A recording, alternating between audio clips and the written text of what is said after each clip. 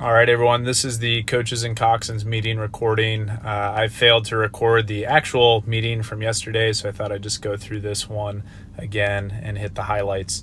First off, thank you to our partners, especially our partner boathouses, Lake Washington Rowing Club, College Club of Seattle, and Seattle Pacific University for hosting this regatta as their dock and launch site. Much appreciated. Thank you to all of you for making this a large regatta. We have a new record of entries at 552. It's great to see rowing continuing to grow in the Northwest as we all work together to get out on the water. With your launch site, you've been assigned a launch site. You should have gotten an email from me, either the person who registered your entries or the person who filled out the trailering form would have heard from me in the last few days. Please note the arrival times. We'll go through those on this recording as well. Please keep the equipment in your area. Make sure that everybody's working together so that we can all have a great regatta. And please take your trash with you when you're done. We do not have a dumpster service. The dumpster service is me and a pickup truck at the end of the race. So I'd appreciate your help keeping things clean and tidy. At SPU, we have 8 trailers. You can see the map for parking and boat staging there. The dock is long enough for an 8, so it'll require some patience, some working together, everybody making sure that we're getting to the dock with plenty of time to launch and that we are completely ready to go. Trailers can park there after 5 p.m. on Saturday at your own risk. Lake Washington Rowing Club is going to be the largest launch site. We have all the lots reserved. We also have North Lake Way shut down with uniformed police officers blocking traffic on the east and west side. They are going to block all traffic that is not a shell trailer or a vehicle with a shell on top, doing a car top transportation. So athlete parking, spectator parking will have to go somewhere else that we'll get to on the next slide. There are 9 trailers at LWRC and over 203 entries launching from LWRC. So please work together, be ready, be fast on the dock. Be polite and kind to each other and the neighbors, and please do not be the one team that holds up the 200 boats that are trying to launch from that dock.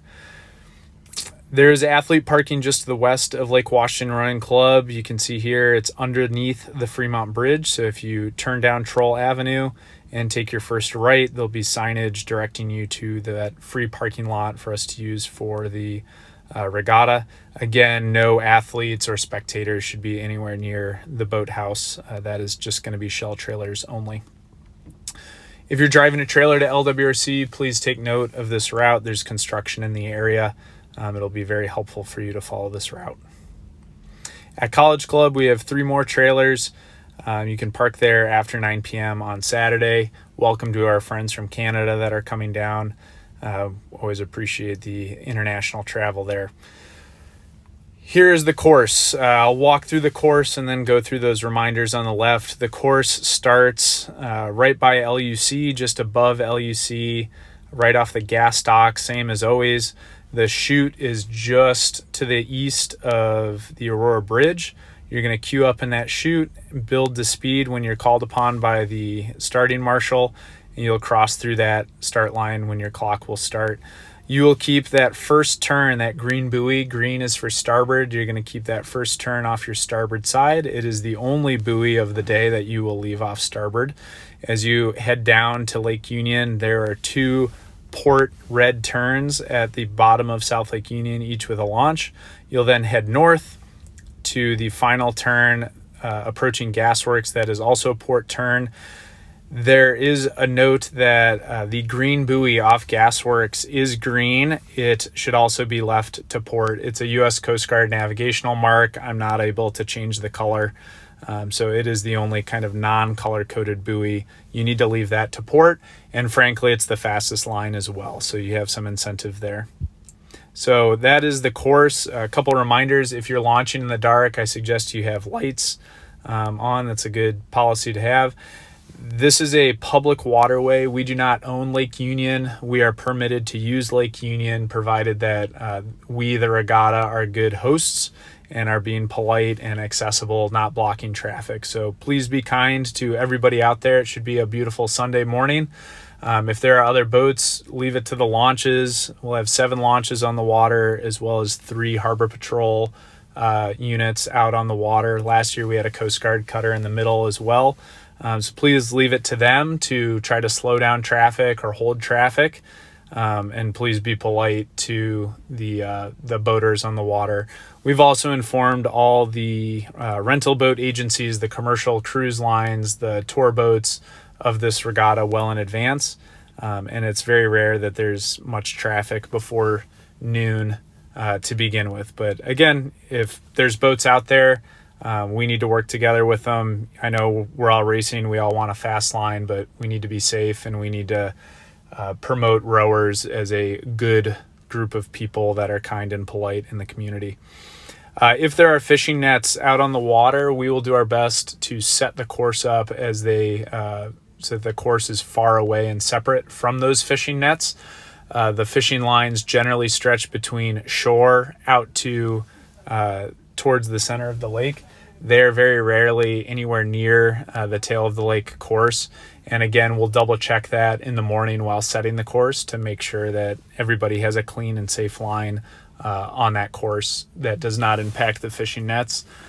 If you see a bunch of lines of buoys, assume that those are fishing nets and that they should be avoided lest ye lose a skeg.